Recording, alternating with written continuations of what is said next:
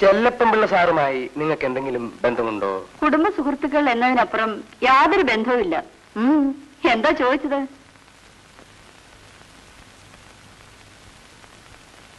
മകൻ കുറച്ചു കാലമായി അവിടെ താമസിക്കുന്നു, അതറിഞ്ഞുകൊണ്ട് ചോദിക്കുക. ചെല്ലപ്പൻപിള്ളി അവനും ഒരേ രാഷ്ട്രീയ പാർട്ടി പെട്ടവരല്ലേ? എന്തോ പ്രവർത്തനത്തിനെന്നും പറഞ്ഞാൽ ചെല്ലപ്പൻപിള്ളി അവനെ വന്ന് വിളിച്ചുകൊണ്ട് പോയത്. ഇപ്പൊ എനിക്ക് മനസ്സമാധാനമായി. പാർട്ടി ഓഫീസിൽ കിടക്കുന്നതിനേക്കാൾ സുഖമായി എന്റെ മോൻ ജീവിക്കുമല്ലോ. എന്നാ ശരി, ഞാൻ പോകുന്നു. തമ്പി മുതലാളിയോട് കൂടി ഒന്ന് ആലോചിക്കണമല്ലോ. പണത്തിന് സ്വല്പം ബുദ്ധിമുട്ടുള്ളവരാവാം. പണവും പ്രതാപവും ഒന്നും ഒരു പ്രശ്നമല്ല. നല്ല സ്വഭാവവും സൗന്ദര്യമുള്ളൊരു പെണ്ണ് വേണം, അത്ര തന്നെ. ഏതായാലും ഉണ്ണിത്താൻ അവരോടൊന്ന് സംസാരിച്ചു നോക്ക്. സമ്മതമാണെങ്കിൽ വലിയൊരാണ് പറഞ്ഞാൽ മതിയല്ലോ. യോജിക്കുന്ന പ്രശ്നമേ ഇല്ല. ജയന് വളരെ ഇഷ്ടമാണ്. ആയിരിക്കാം, പക്ഷേ ഞാൻ അവന് ഒരു നല്ല പെൺകുട്ടിയെ കണ്ടിട്ടുണ്ട്. ആളൊരു ഭയങ്കര വാശിക്കാരനാ. ഇതല്ലാതെ മറ്റൊരു വിവാഹം. അവന്റെ ഒരു വാശി. അമ്മാവന്റെ ഇഷ്ടം എനിക്കൊരു പ്രശ്നമല്ല. അച്ഛന്റെ സ്ഥാനത്തുനിന്ന് വിവാഹം നടത്തി തരാൻ ഒരേ ഒരാളല്ലേ ഉള്ളൂ, വല്യേട്ടൻ. അമ്മാവൻ നടത്തി തരില്ല എന്ന് വാശി പിടിച്ചാൽ നടത്തിയേ പറ്റൂ. ഞാൻ അങ്ങയുടെ മരുമോന. വാശിയുടെ കാര്യത്തിൽ ഞാൻ ഒട്ടും പിന്നിലല്ല. വാശിയുടെ പേര് നടത്തേണ്ടതല്ല മോനെ വിവാഹം. മനസ്സുകൊണ്ട് ഇഷ്ടപ്പെട്ടെങ്കിലേ അത് നടത്താവൂ. മനസ്സുകൊണ്ട് എനിക്ക് ഇഷ്ടമാണെന്നേ. നമുക്ക് ആ പെൺകുട്ടി ഒന്ന് കാണാൻ പോവാം. ഞാൻ ഉണ്ണിത്താനോട് എല്ലാം പറഞ്ഞു വെച്ചിട്ടുണ്ട്. മനസ്സുകൊണ്ട് ഇഷ്ടപ്പെട്ട പെൺകുട്ടി വിവാഹം കഴിക്കാൻ അമ്മ എന്നെ അനുവദിക്കുന്നു. പൂർണിമ നല്ല തറവാടി പെൺകുട്ടിയാ. പൂർണിമ നന്നായിട്ട് പാടും, നന്നായിട്ട് പഠിക്കും, പിന്നെ കാണാനും നല്ല കുട്ടിയാ. അതൊക്കെ നിനക്കെങ്ങനെ അറിയാം? ഓ ഗുരുവായൂരപ്പ, മഹാഭാഗ്യം. ഒരെണ്ണെങ്കിലും നല്ലതാണെന്ന് പറഞ്ഞല്ലോ. അപ്പൊ ചെല്ലപ്പിള്ളയുടെ മകളുടെ കാര്യം എനിക്ക് യാതൊരു താല്പര്യമില്ല. എനിക്കതേ താല്പര്യം. കല്യാണം കഴിക്കാൻ പോകുന്നത് അമ്മാവനല്ലല്ലോ.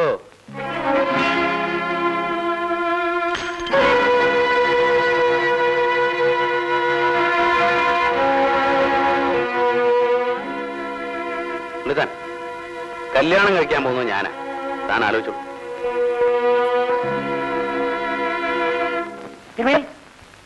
എന്താ ഇത്? அந்த கோமதியம்மா வழங்கி வரைச்சாச்சு. வழங்கி வரைச்சாச்சா? நான் சொல்ல கேட்டேன்.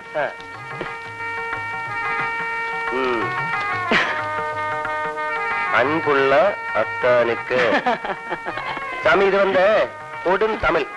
சாமி படிச்சா போதும். அந்த கோமதி அம்மாள் வந்து ரொம்ப ஏதா இருக்க கடி பார்த்துருங்க. கோமதி அம்மாள்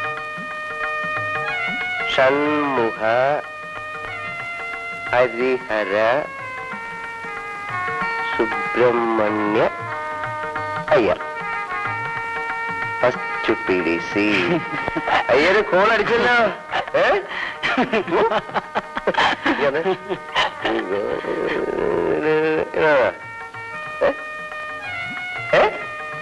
ശരി അല്ലേ?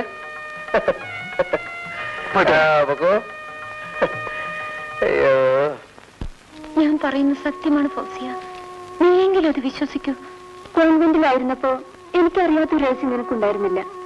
ഈ ഒരു കാര്യം മാത്രം ഒളിക്കുന്നത് കണ്ടപ്പോ എന്തോ എനിക്ക് നിന്നോട് വല്ലാത്തൊരു ദേഷ്യം തോന്നി. സത്യം, ഗുരുവായൂരപ്പനെ തൊട്ട് സത്യം, ഞാൻ ഒളിച്ചതല്ല. ആരാണെന്ന് എനിക്കറിയില്ല. എന്റെ അമ്മയെ നിനക്കറിയാമല്ലോ. എന്തെങ്കിലും ഒന്നറിഞ്ഞാൽ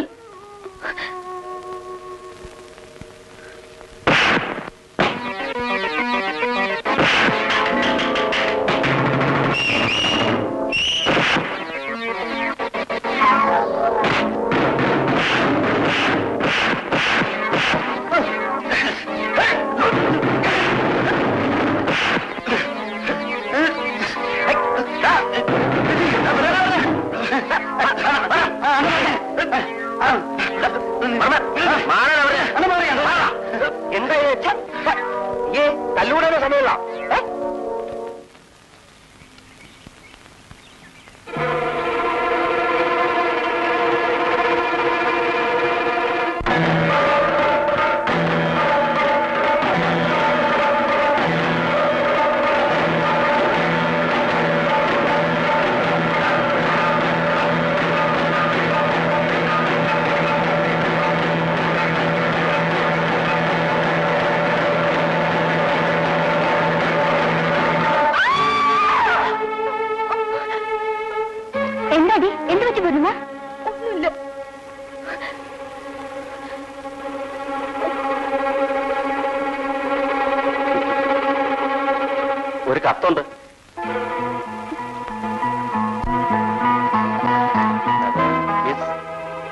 സുശീല ചെല്ലപ്പൻ, ഫസ്റ്റ് BDC.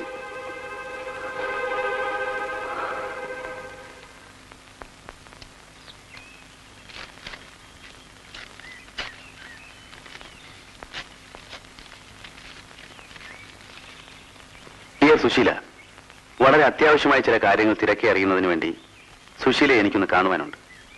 അല്പം തിരക്കായതിനാൽ ഞാൻ 2 ദിവസത്തിനകം വരും. മറ്റു വിശേഷങ്ങൾ പിന്നാലെ. സ്നേഹപൂർവ്വം, ജയരാജ്. ഇതാ ഞങ്ങൾക്കൊരു കത്തുണ്ട്, വേണമെങ്കിൽ വായിച്ചു. ഞങ്ങൾക്ക് ഈ ഒളിച്ചുകളിയൊന്നും ഇല്ല. ഒരു കത്തുകൂടി ഉണ്ട്. ആദ്യത്തേതിന്റെ രസമൊന്ന് തീരട്ടെ എന്ന് കരുതി വെയിറ്റ് ചെയ്തതാ. ആർക്കാ? മിസ് പൂർണിമ കുറുപ്പിന്.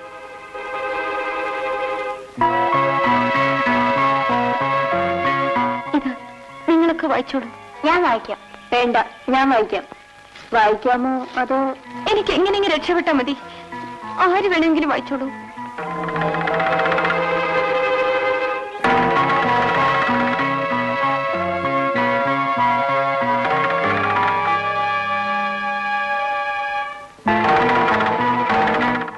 ചുണങ്ങമ്പലിയിലെ നിന്റെ അമ്മായി ആളൊരു സാഹിത്യകാരിയാണെന്ന് തോന്നുന്നുണ്ടല്ലോ. കുടുംബക്കാരെല്ലാം കൂടെ തിരുവോണത്തിന് തറവാട്ടിൽ കൂടിയതും പെൺപിള്ളേരെല്ലാം പായസം വെച്ചതും പൂർണിമയ്ക്ക് 1ാം സമ്മാനം കിട്ടിയതും അയ്യയ്യയ്യേ ഒരു രാമായണം തന്നെ ഉണ്ടല്ലോ. ഞങ്ങളെയൊക്കെ വല്ലാത്ത സസ്പെൻസിലിട്ട് കളഞ്ഞല്ലോ. പിന്നെ വാ, ക്ലാസ്സിൽ പോകാം. No nightingale did ever chant, more welcomes not to weary bands.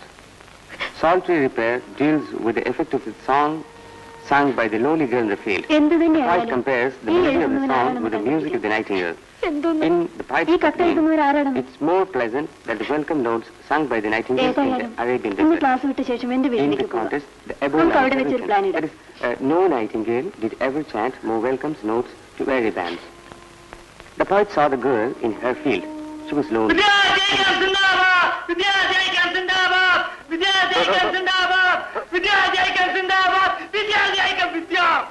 പ്രിയമുള്ള വിദ്യാർത്ഥികളെ, തിരുവനന്തപുരത്ത് പോലീസുകാർ വിദ്യാർത്ഥികൾക്കെതിരെ നടത്തിയ അതിക്രൂരമായ മർദ്ദനത്തിന്റെ കഥ നിങ്ങൾ അറിഞ്ഞു കാണുമല്ലോ. ഈ മർദ്ദനത്തിൽ പ്രതിഷേധിച്ചുകൊണ്ട് ഇന്ന് കേരളത്തിലെ എല്ലാ കോളേജിലെയും വിദ്യാർത്ഥികൾ സമരത്തിന് ആഹ്വാനം ചെയ്തിരിക്കുകയാണ്. അതുകൊണ്ട് ഈ കോളേജിലെ വിദ്യാർത്ഥിനികൾ ക്ലാസുകൾ ബഹിഷ്കരിച്ചുകൊണ്ട് ഈ സമരത്തെ ഒരു വൻപിച്ച വിജയമാക്കാൻ ഞാൻ ആവശ്യപ്പെടുന്നു. വിദ്യാർത്ഥി ഐക്യം! വിദ്യാർത്ഥി ഐക്യം! വിദ്യാർത്ഥി ഐക്യം! വിദ്യാർത്ഥി ഐക്യം! വിദ്യാർത്ഥി ഐക്യം! വിദ്യാർത്ഥി ഐക്യം! വിദ്യാർത്ഥി ഐക്യം! വെറുതെ ഒരു നുണ പറയേണ്ടി വന്നു. എന്ത് നുണ? കത്ത് നിന്റെ അമ്മായിയുടേതാണെന്ന്. എനിക്ക് അങ്ങനെ ഒരു അമ്മായി ഇല്ലല്ലോ.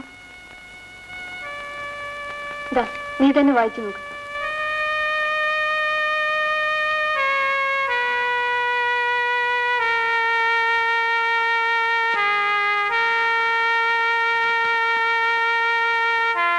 പൂർണിമ, എന്നോട് അല്പമെങ്കിലും സ്നേഹമുണ്ടായിരുന്നെങ്കിൽ നീ ആ കത്ത് ബാത്റൂമിൽ വലിച്ചു കീറിയിടുമായിരുന്നില്ലല്ലോ.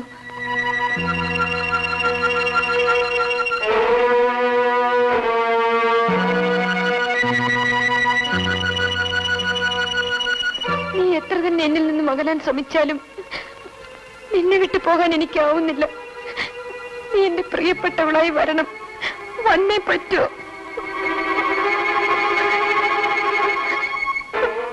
സ്നേഹമുള്ള പുരുഷനെ സ്നേഹിക്കുന്ന പെൺകുട്ടിയുടെ മേൽ അവകാശം അധികാരം ഉണ്ടായിരിക്കുമല്ലോ. ആ അധികാരത്തോടെ ഞാൻ പറയുന്നു, നാളെ നീ കോളേജിൽ വരുമ്പോ ചുവന്ന റോസാപ്പൂവും ചൂടി ക്ലാസ്സിൽ വരണം. അത് കാണാനുള്ള കൊതിയോടെ ഞാൻ കാത്തു നിൽക്കും. നിനക്ക് എന്നോട് സ്നേഹമുണ്ടെന്ന് തെളിയുന്നന്ന് നിന്റെ മുന്നിൽ ഞാൻ വരും. ഓടി വന്ന് നിന്നെ ഞാൻ ഉമ്മ വയ്ക്കും. എന്റെ ഹൃദയം നിനക്ക് ഞാൻ സമ്മാനിക്കും. സ്നേഹപൂർവ്വം നിന്റെ പ്രിയപ്പെട്ടത്. ഞാൻ എന്ത് ചെയ്യാനാ ഫൗസി? കത്ത് ഞാൻ വായിച്ചു. നീ എത്രയൊക്കെ ഒളിക്കാൻ ശ്രമിച്ചാലും ഇതിന്റെ പിറകിൽ കുറെ സത്യങ്ങളുണ്ട്. ഞാൻ പറയുന്നൊക്കെ സത്യമാണ്. പ്ലീസ്, നീ എന്നെ വിശ്വസിക്കോ? ഇതാരാണെന്ന് എനിക്കറിയില്ല. പ്രേമത്തിന്റെ കാര്യത്തിൽ ഏതൊരു പെണ്ണിനും ഒരു കൂട്ടുകാരിയുടെ ഉപദേശവും സഹായവും കൂടിയേ തീരൂ. അതുകൊണ്ട് ഞാൻ പറയുന്നു, എന്നെ നീ വിളിക്കാതെ നിനക്ക് എന്ത് സഹായവും ഞാൻ ചെയ്തു തരാം. നീ എന്നെ വിശ്വസിക്കുന്നില്ലേ? എനിക്ക് ആരോടും ഒരു പ്രേമമില്ല. അയ്യോ, എന്റെ അമ്മ അറിഞ്ഞാൽ എന്റെ പഠിത്തം. ഞാനും ഒരു സ്ത്രീയല്ലേ. Please don't hide things. പറയൂ, ഈ കത്തെഴുതിയത് ആരാണ്? എനിക്കറിയില്ല ഫൗസിയ. വേണ്ട, എന്നെ ആരും വിശ്വസിക്കണ്ട. ഞാൻ പോവാ.